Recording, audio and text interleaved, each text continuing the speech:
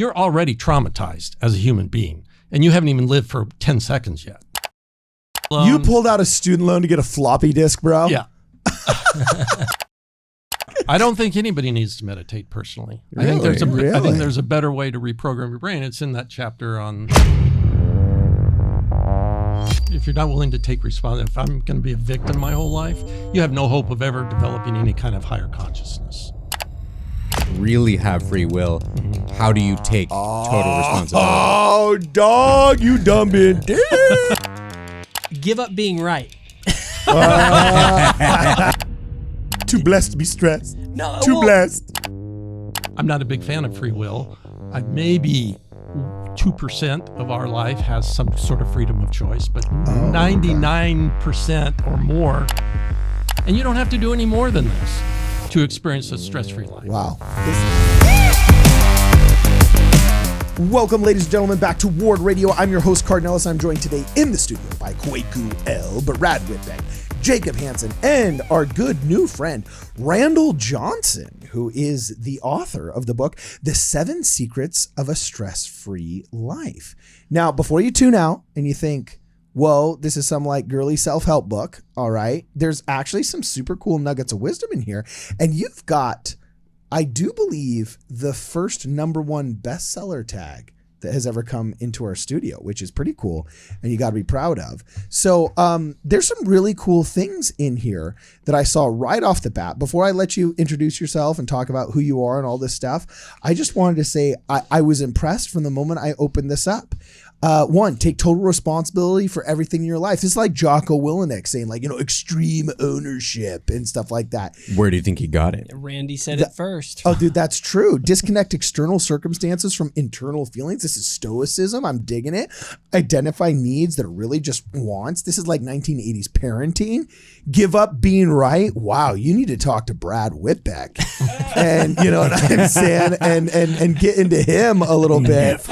And gosh, realize you know anything. This is awesome. So let's just dive right in, man. Randall Johnson, who are you? What is your story? What's the story of this book? How can it help us?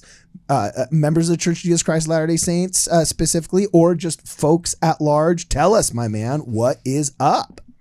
Okay, so I was essentially born in the church. My father converted. I think I was 3 or 4, 5 years old. Cool. And so grew up here in Los Angeles. Word. 1960s. What neighborhood, dog? La Crescenta.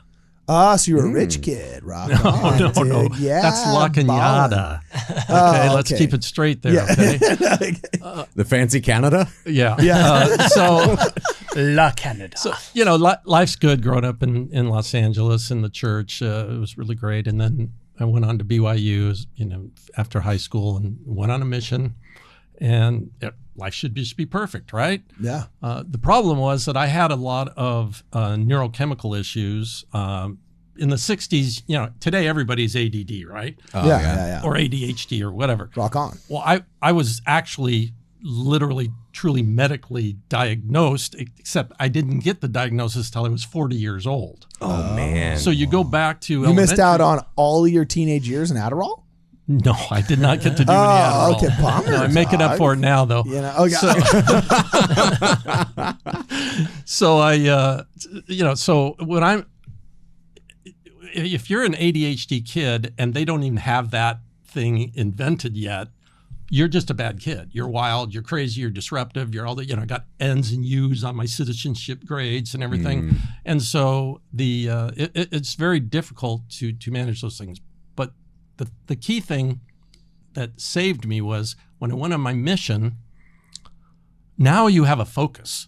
You do something 24/7. Rock on. I went to Japan on my mission, so not only was it the gospel, but trying to learn Japanese and 3,000 That's hardcore. characters and everything. So we would, by having an obsessive compulsive need to do something perfectly to please Jesus, supposedly, that got me to where I learned how to concentrate my mind to be able to do things. So I get home from my mission, I'm able to finish school, and went on to graduate school and stuff. So I had a knack for financial things and problem solving. So in Were you like graduate- Rain Man when he dropped all of those chopsticks on the ground? You could just count them. No, They weren't chopsticks, sorry, toothpicks. yeah, I don't have autism, fortunately. Okay, cool. But for example, I was at BYU, and this is the 1970s, and the Apple II computer came out.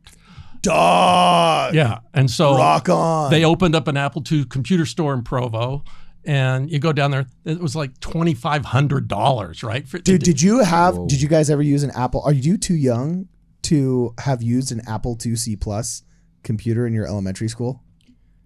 Quaku? Oh, Quaku, definitely. Too. My first laptop was just a Mac, like a normal Mac. Dude, the Apple II C+ was the first like widespread computer used in education. I used it. Colorful? I used it.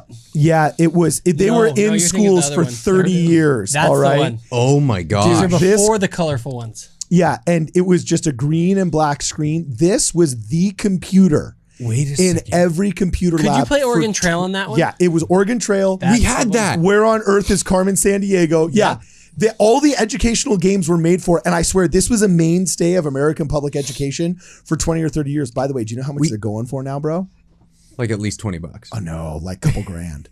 A functional set that like actually works, and you can plug in Oregon floppy Trail disks? and has a printer, the accompanying printer, the dot matrix printer. This looks You like know the what I'm saying? TikToks where people like go into the garage and find knickknacks and glue them together and try to sell them at Radio Shack. Like this looks like Yeah. like an air conditioner and a microwave. Like they just it looks fake. This is a fake. It looks like the fakest thing I've ever seen. Dude, I remember this from specifically from kindergarten for exclusively Oregon Trail. And that's the only time I ever saw one of these. I remember we literally got in trouble and it was if we super old then. if we killed too many buffalo when we were hunting. Our teacher would actually get us in trouble for doing that. Really? Nice. Oh, You can't that's slaughter funny. animals.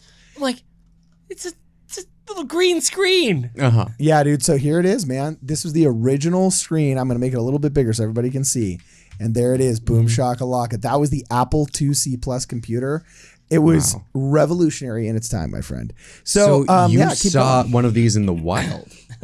Yeah. Yeah, so you know, I'd already actually built a computer in the Department of Math at BYU. Oh. Had a combined course with the computer science department and the electrical engineering department, and they taught us how to design motherboard architecture. And then we bought a bunch of chips and processors through the whatever that mail order catalog, and yeah, so we're AliExpress, yeah. whatever, and so we were doing that. But then the Apple II came out, and what was so cool about that, we were actually saving our programs on a cassette player through a DSP chip, right? Where it would turn it into the little thing. Cool, yeah, rock on. And now there was this thing called a floppy disk. It would store 500K of data, right? I mean, in and out and instantly. And 500K. yeah, it was just awesome. So anyway, I went down there. I don't have $2,500, but fortunately BYU has a student loan program. So anyway, I got my loan. You pulled out a student loan to get a floppy disk, bro? Yeah. Nice. So I bring out the very first program I wrote was how to practice blackjack card counting.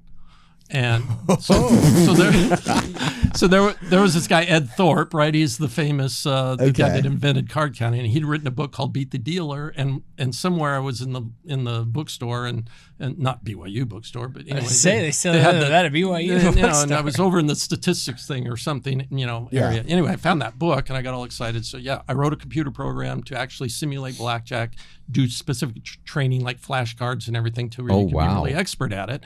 And then I had to buy some other books that taught you how to camouflage yourself so they wouldn't know you were counting cards and everything. And my roommate got into it. And so we went down to Las Vegas during the semester break, and it actually worked. And we earned enough money in the weekend to pay our entire next semester tuition. So Oh, wow. The only So problem, what does this have to do with de-stressing your life? well, what it has to, I don't know. That was a little bit of a tangent. Yeah, that was setting the you stage. do have ADD, dog.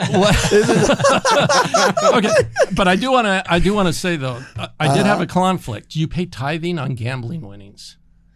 That's a conundrum. Yeah. And I Well, think only this- if you cheated. then yes. I think it legitimizes the money. If you pay tithing on it, then now it's good. It's like it's no longer blood money. I see. What?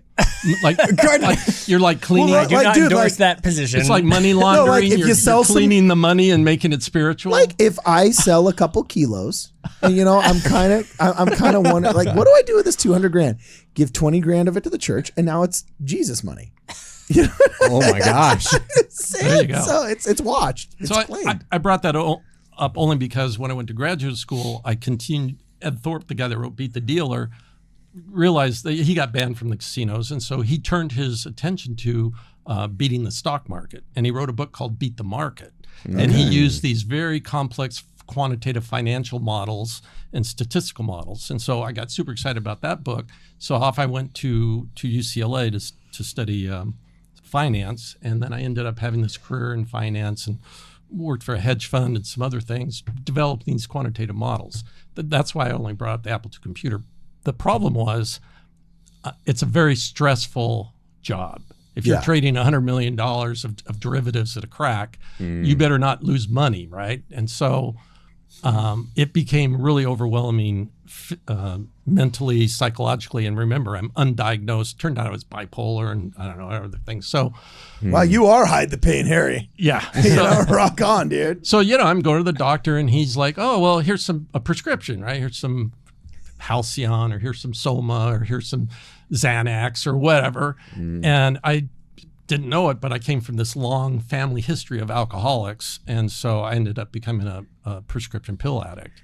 And eventually, when I couldn't get the prescription pills, an addict will do whatever they have to do in order to, feed the habit. So I ended up being a pretty full-blown drug addict, and I ended up losing my job. In the meantime, over here on the church side, I'm a faithful father and husband, and I had like some stake calling, so I'm like an important person or whatever. Yes, your calling does determine your worth. It does, doesn't it? It's definitely in the church, and so, but I mean, we joke about it, but back then I really did believe that. Oh, really? I really did believe that no. if my patriarchal blessing said that I was blessed with some gift of leadership and that I would help less gifted members keep their faith and stuff like this, right? So it just filled me with this whole ego of, I need to help those less gifted people out there. And anyway. Well, it's probably a you thing, not necessarily your patriarchal blessing thing, but yeah, I can see how it got to your head. It definitely did. So, and then you made a meme out of it, dude. Hide the... Yeah, you weren't just hide the prescription. Yeah, you weren't just hide the pain, Harold. You were hide the prescriptions, Harold, man. That's funny. Okay, so keep going with your story, Doc. All keep right, going. So I end up in the hospital with an overdose, and ultimately I get into 12-step recovery. And back in the 90s, the church was not in favor of 12-step programs. They thought they kind of wanted you to stay. Wait, hold on. Yeah. Oh. The 12-step recovery book was written in the 80s. No. Yeah, we talked to the guys on 12-step here in that podcast. Maybe culturally they weren't. Doctrinally, they might have produced the book. There was like a thing called like the Adam program or something that was kind of unofficial. I can tell you that being somebody who actually remembers the 90s, I will say that the 90s was a transitional time from the post-war era, where if you went to a shrink, you were considered crazy, to being the era of acceptance of therapy as a valid way of working out issues. I think there was a social stigma to therapy that existed, but doctrinally, I don't believe the church was ever against it, because they wrote the AA book in the 80s. I'm telling you, they did not. Oh, if you look at the ARP handbook, the Addiction Recovery Handbook, published in like 2006 or 2007. Okay, cool. Well, we'll talk to the 12-step dudes we had on before, and we'll figure that out. They had these unofficial programs. I think it was called the Adam Project or something like that. But the actual ARP, the thing that they do today that's in your church bulletin, that was not launched until I think it was 2006, I think it was. Okay, cool. Okay, so... Keep going, bro. I get into recovery, and like you said, I can't tell anybody in the church that I'm in recovery because, that I'm a bad guy then. And 12 steps, I don't know, whatever reason, it did not have a popular opinion. Maybe it was just my local area. But it took me 7 years to get clean and sober. And I had multiple relapses. At one point, I was living in a full-time rehab for almost 2 years. Oh, man. Wow. Separated from my wife and my 3 daughters. It was really tough. So the reason I bring that up is because in that crucible of pain, emotional pain, physical pain, neurochemical pain, whatever, I decided that I needed to rebuild my life.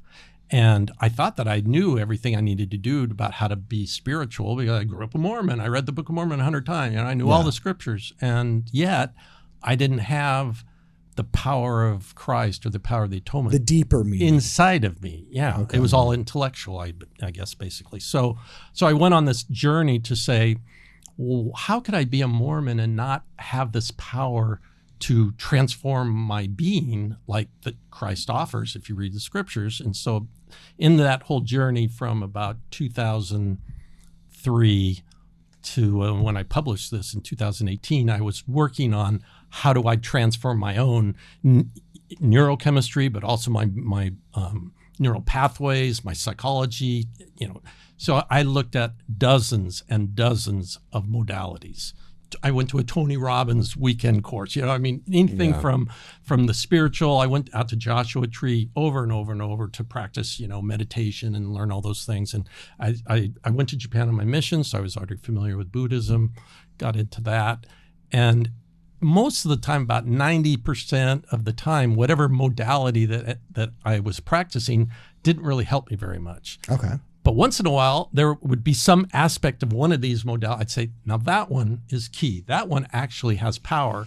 And that was the beginning of the forming these 7 secrets. So, Eckhart Tolle wrote The Power of Now. So there's some ideas in there. Oh, okay, I'll pull that out. And a number of other books, even 7 Habits of Highly Effective People. So in pulling things from medical and, like I said, neuroscience and quantum physics and all these things, I just slowly started to accumulate the search of, and somehow intuitively, always have to have 7, right? 7 habits of this and 7 of this, and 7 days of the week. If it doesn't have 7, it can't have 6. You got to have 7. Yeah. So I just kept on the search until I could, discover the 7th secret. Okay, so we'll talk.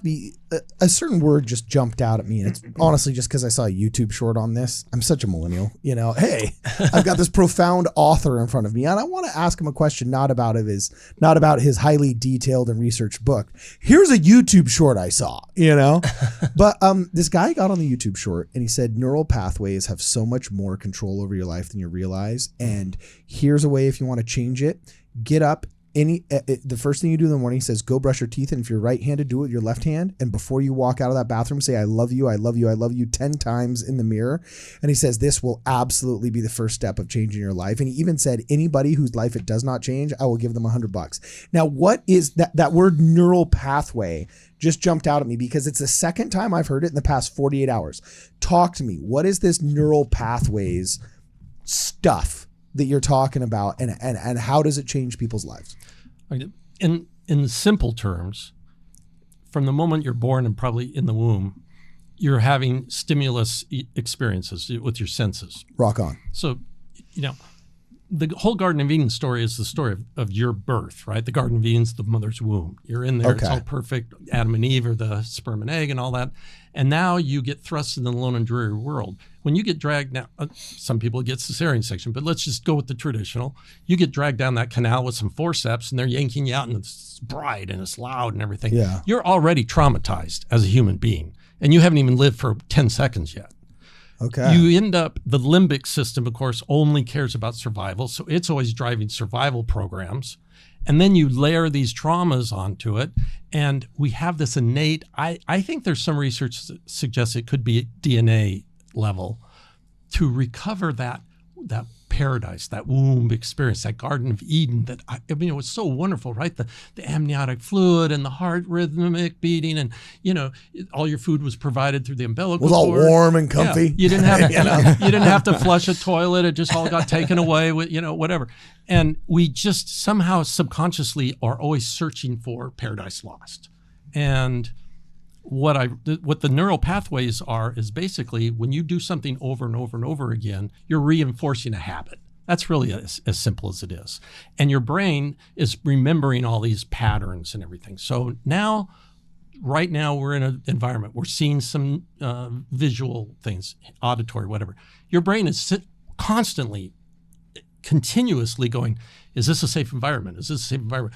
Check the database. Go back to the beginning of birth, look at every pattern, and see if there's some frequency thing of your five senses that matches the situation you're in now. And if it finds one and it says, oh yeah, and that one was painful, you're going to have a trauma response in the now to some event that has nothing to do with the pattern, but the information, the technical, neuroscientific, vibration, whatever, brain waves is going to end up having you have this trauma response. That's why we argued about free will the other day, and I'm not a big fan of free will.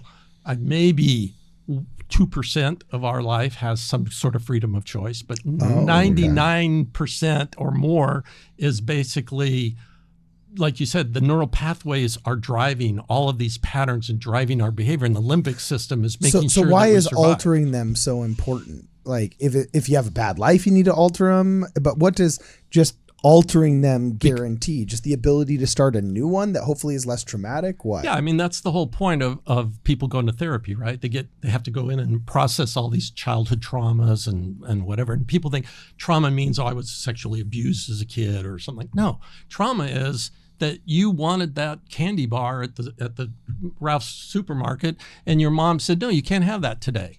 You're immediately traumatized because you didn't get what you want. And infants, they don't know anything about delayed gratification or, negotiate and compromise or any of these emotional intelligence concepts. They didn't get what they wanted and they cry, right? And then the mother tells you to shut up or whatever. I mean, there's no way to avoid the most ideal family in the world. That kid is still going to have so much trauma that there's no way they're going to negotiate their adult life unless they blow up these neural pathways.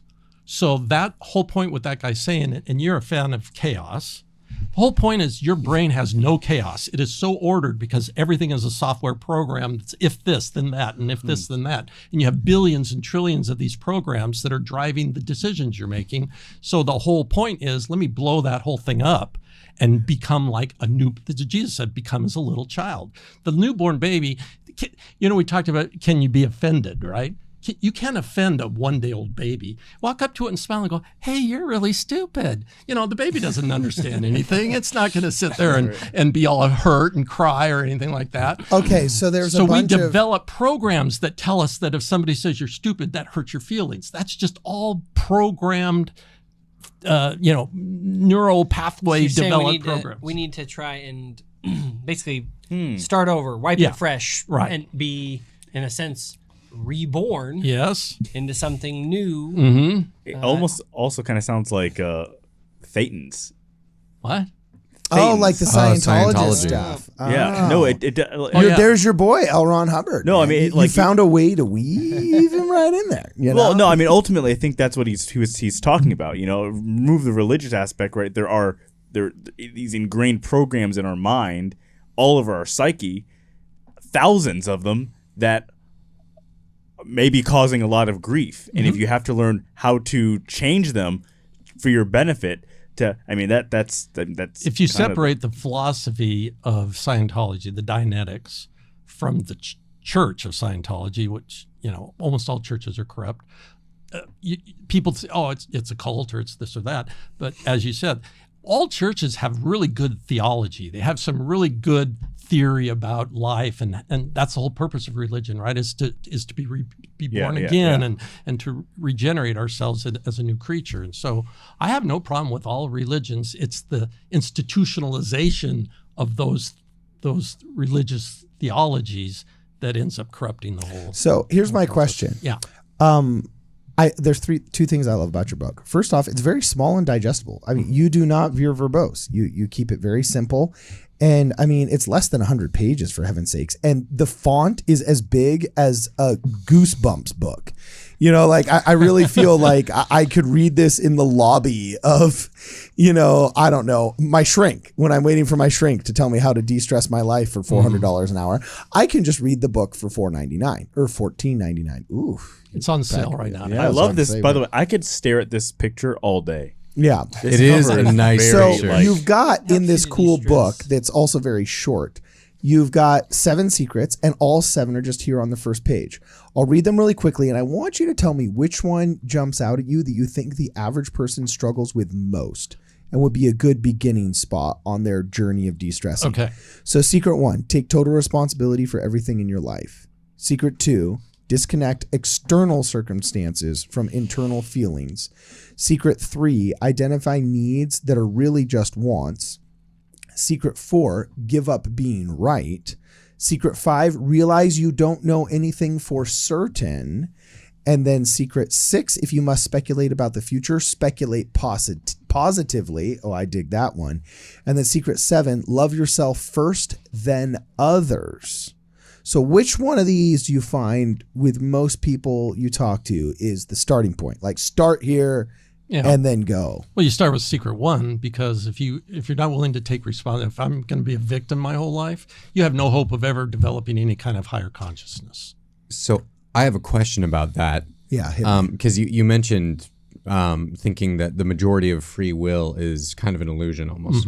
How do you square that with taking total responsibility for everything in your life? Like if you don't really have free will, how do you take total responsibility? Oh, dog, you dumb dude.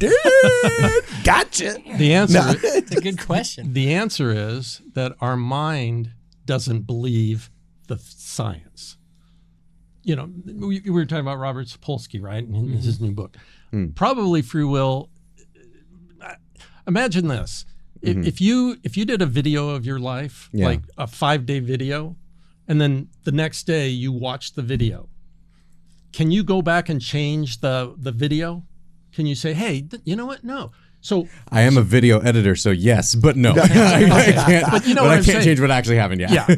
And yet the point is, if I'm God, let's say, and I'm outside space time, all things are present before me, and I see those 5 days of Brad because I have it on a DVD or whatever, and I'm like, oh look, and he already knows the end of your video, but because you're inside the video and you're stuck in time and you don't get to see the past, present, and future all in one moment of now, you don't know that you don't have free will.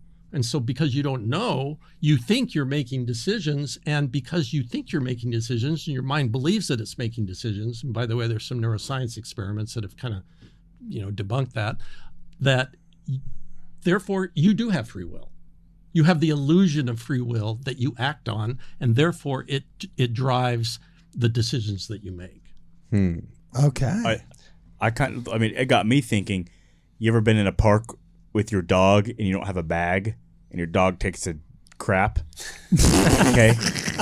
Exactly. You didn't take the crap. This, you didn't take the crap, but you have to take responsibility for your dog, right? And I got a Great Dane. That's a lot of responsibility. So it was funny. One of the things when we were talking about the book here, he said you'd mentioned to me that one of the things you can do with the book is look at the 7. And figure out which one you're struggling with, and that will help point you in the direction of where the source of the stress that you're having in your life is. And I was like, okay. And so I started looking over, and so I was kind of thinking, okay, what's yours, dude? And that's what I was gonna do. We can look through it. So as I was looking at these, okay, take responsibility for everything in your life. I actually feel like I do pretty good with that. Yeah, that one I don't feel like Jordan Peterson has forced you into this. Definitely. Yeah. Disconnect external circumstance from internal feelings. I actually feel like that one I don't struggle with so much. Identify needs that are really just wants. I feel like I'm pretty satisfied with things. Are you done bragging, bro? Or No. I'm getting to the one that I sure is give up being right. Massive failure. I can't give it up. Actually, no, to be honest though, it was funny. I actually read this and I will deal with stress sometimes when things kind of happen, but overall, I genuinely have to say I don't have high levels of anxiety and stress in my life. And I'm too blessed to be stressed. No, too blessed. Well, and in some ways that's true. I mean, I do have to admit in many ways I am blessed, but also I can see that many of these, which are based in gospel principles, are things that sort of I've learned and internalized, and they do help me. And so I thought that it was really cool to go through this and look at that. But no, I will say there was a time where I felt like I would be more stressed about trying to like convince other people. And one of the things that's funny is a lot of people who interact with me, they might get the impression that like I want to convince everyone. I honestly don't. I'm kind of like, I just feel like I need to speak what I need to speak, but I don't actually, it's sort of like, I just need to get this off my chest more than anything. And so, yeah, I think especially in like, you want to get really stressed really fast, go online and be upset that you can't convince people to your point Brad, of view. what's yours? What's yours, Brad? I think for me, it's secret 2, disconnect external circumstances from internal feelings. I think I very heavily suffer from the I'll be happy when sort of issue, you That's know, a good one. Yeah, where like, I struggle with that. yeah, where I feel like, oh man, if I just had blank, all my problems would go away, right? Which is never really true, but I end up, it's kind of a, who said you suffer? That is the one I would say probably that I struggle with too, probably the most. Oh, maybe? I would probably say yes. If I Well, let's do have freaking go to stress- that chapter yeah. and figure out how to get rid of it. Number 6. Hey, by the way, you're the guru, Randall. Yeah. And you're not talking and telling my bros here who are struggling with this how to fix my get rid of life. it. You're a sucky doctor. Fix me. Okay. You're I not just- responsible for our life. The answer is in the book. Okay. Before you get to the chapter on Secret 1, the chapter right prior to that is entitled The Effortless Stress Elimination Formula. So Kwaku was saying, what the back says, no dieting, no exercising, no meditation, no goal setting, no more doing the things that actually cause you more stress. Well, how can you eliminate stress? Because all of the books, and this is what gets the only point I really want to make about this approach to stress elimination is they always say, well, the way to eliminate stress and meditate and do all these things and become calm and do that. But if you don't fix the root problem of your stress, all you're doing is you've got a pressure cooker on the stove. And you're reinforcing it. And the burner's going, right? And then the thing starts whistling. Yeah. But meditating is like the little valve, open the valve, the steam all comes out and then it's calm again. And then, okay, I'm fine. But as soon as the valve closes, the steam builds back. Meditation works as long as you're meditating, and about 5 minutes after you're meditating, whatever thing you're stressed about just comes back into your life, unless you meditate for literally like 20 years like I did, and then, you can So actually basically what overcome you're something. saying is meditation is not worth it. Stop. I don't. No, I I'm don't just think kidding. so. I don't think anybody needs to meditate personally. I think there's Really? I think there's a better way to reprogram your brain. It's in that chapter on stress. Well, what is it? elimination. Just say it really fast. What's the Reader's Digest All version? right, bro? so it's 3 phases. What the paradigm is this, and this is probably the most important thing that I want to read. And then I know we get low on time, but I want to come back to that reel that you talked about and Yeah. looking in the mirror and about saying I love you, Okay. because that is actually in my book. Okay.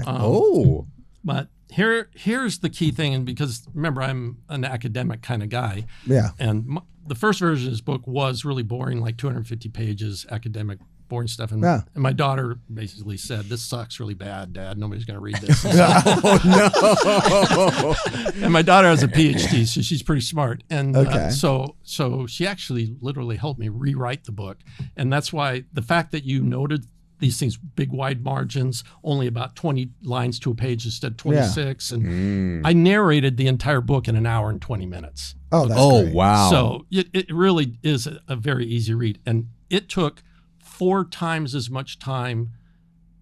The 250-page version I wrote in X hours. Getting it down to 90 pages of big type took another 4 times that long. Anybody can write a 200-page book. Try to write a 90. So I appreciated that you brought up that point, because that was really hard. And by the way, somebody was talking about typos in their book. Yeah. Okay, so I'll just say it for anybody, if anybody does. And by the way, if anybody wants the book and they don't want to pay for it, just we'll have some contact information or something. I'll give some freebies. You can give me some freebies, and then we'll give them out to. I give the book away all the time, and I even have a PDF copy that I can email people if they want, because I just want I just want people to get better. But anyway, the point of it was that in the beginning, in the introduction, I explain what my hypothesis is about stress elimination. And so here's what I say. And I talk about that little thing with the steam. Yeah. And the problem is, the valve closes and you build it. What my book does, it turns the burner off. So if you turn your burner off, you're just not going to get stressed anymore. So how do you reprogram your neural pathways so you don't have the burner on? And that's what the paradigm is. And then I say this. I said, let's see what I'm saying here. Take your time, bro. Don't stress. Okay, let's see. I might be on this next page. Yeah. My approach is different and simple. It's called the Effortless Stress Elimination Formula. It talks a little bit about it. And it says, this is the most important point of the entire book. This is on page 4. Unlike anything you've ever read on this subject, I'm claiming here that the source of stress is not due to any conflicts you are experiencing, such as relationships, work, or money. The fundamental premise of this paradigm is that the true source of stress is a conflict between your current way of thinking and the principles in this book. Now, see, that's the academic. I've created a hypothesis. All it says is, and you can be any religion, you can be member of the LDS church or whatever, but you're always going to be, my claim is, these 7 conditions are necessary and sufficient conditions. If you don't do all of them, you're going to experience stress. And you don't have to do any more than this to experience a stress-free life. Wow. This is totally awesome. And that's why I went back to school to get my PhD, because, I want to learn how to do academic, rigorous types of research and experimentation. Well, I can tell. We're going to have to get you back, and we're just going to have to do a deep dive into each one of these chapters. Do an episode on each. Literally, this is fun. super great. It's been a great overview right now, and I think everybody should get it. In fact, probably what we're going to do is we're going to invite my audience to, you can give us a bunch of free copies, I guess, if you say you got this big drug deal looking box of books in the back of your truck, you know what I'm saying? Then you can give us a bunch, and anybody that wants a copy, especially if they're a member, we'll probably do some kind of cool live stream where if somebody super chats, we also send them a free copy of the book or whatever. And we'll get that out to people. And then, I'd love to invite you back and actually start going chapter by chapter, a deep dive into it. Until then, if they're not lucky enough to get a free copy in that live stream or something, where can people find your book, my man? The 7 Secrets Go to my of a Stress-Free website, Life. randalljohnson.com. Okay, so just go to your website, randalljohnson.com. With 1 L. With 1 Or L. 2. Okay, awesome. Oh, yeah, because he bought both. I got Because it. you bought both. Awesome. Okay, cool. Well, anything you want to say before we go? No, only that people are curious, right? The reel that you talked about. So at some point, look at page 82, where I talk about the mirror exercise is how you develop this ability to love yourself first and then others. Wow. Oh, okay. Well, that's going to be the teaser for our next one right there. All right. Awesome. Well, as always, this has been great. Check the book out. Again, one last time. His name is Randall Johnson, and the book is The 7 Secrets of a Stress-Free Life. Check it out, because we're going to start doing a deep dive into this. This has been Ward Radio. To check out more, go to wardradio.com. Right now.